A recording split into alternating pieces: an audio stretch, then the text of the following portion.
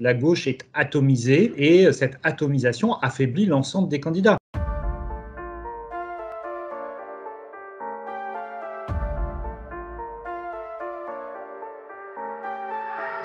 Il y a eu beaucoup de scepticisme.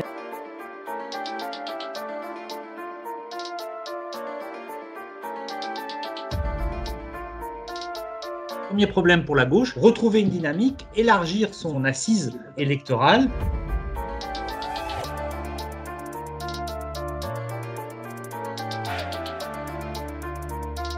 Pour l'instant, Jean-Luc Mélenchon peine à installer une dynamique. Il faut toutefois se souvenir qu'en 2017, cette dynamique avait démarré un peu plus haut. Il était à la même période plutôt autour de 10-11%. Et c'est après la primaire socialiste qui avait désigné Benoît Hamon que Jean-Luc Mélenchon avait véritablement décollé pour atteindre le score qui lui avait fait frôler la qualification au second tour. Pour l'instant, cette dynamique n'y est pas. La gauche est atomisée et cette atomisation affaiblit l'ensemble des candidats.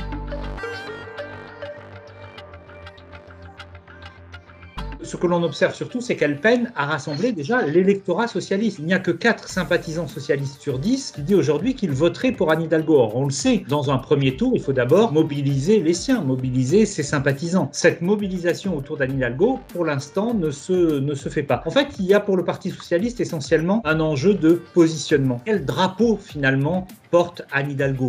Le drapeau écologiste, oui en partie, mais elle est concurrencée sur ce terrain-là par Yannick Jadot, qui l'incarne pour toute une série d'électeurs sociodémocrates. Le drapeau des inégalités, qui a longtemps été bien sûr celui du Parti socialiste, Anne Hidalgo peut prétendre l'incarner, mais elle est fortement concurrencée par Jean-Luc Mélenchon, qui en a fait un thème central en 2017 et qui le fait également pour l'élection présidentielle de 2022. Et puis il y a le troisième drapeau possible, c'était celui d'un socialisme gestionnaire, un socialisme, un PS de gouvernement, qui pouvait être un identifiant, un marqueur, mais quand on dit socialisme de gestion, ça résonne pour beaucoup d'électeurs de gauche avec le souvenir du quinquennat Hollande et de ses déceptions.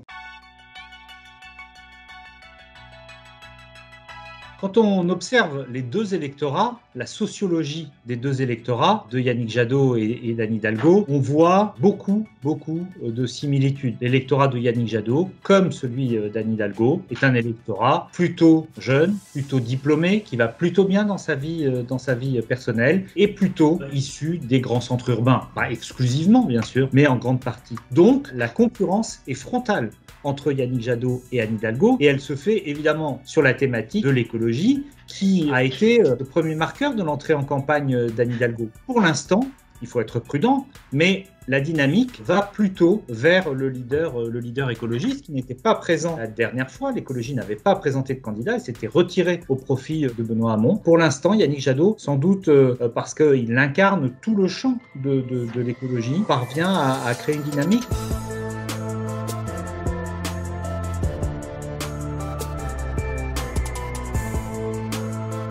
En tout cas, on voit également que l'ensemble des intentions de vote à gauche sont assez fluides. Il y a beaucoup de mouvements, la certitude du choix pas encore acquise, les différents scénarios entre les candidats de gauche peuvent encore évoluer. Le risque pour la gauche à ce stade de la campagne, c'est bien sûr la démobilisation de son électorat, parce qu'elle n'arrive pas à élargir son assise électorale, elle reste bloquée à 25-27% des voix pour le total de la gauche, parce qu'elle est divisée entre beaucoup de candidats, parce qu'aucun d'entre eux ne semble en mesure de se détacher pour l'instant. Eh bien, le risque, c'est qu'une partie de l'électorat de gauche se dise bien de toute façon on ne pourra pas être au second tour et se démobilise soit dans l'abstention, soit en allant vers d'autres candidatures.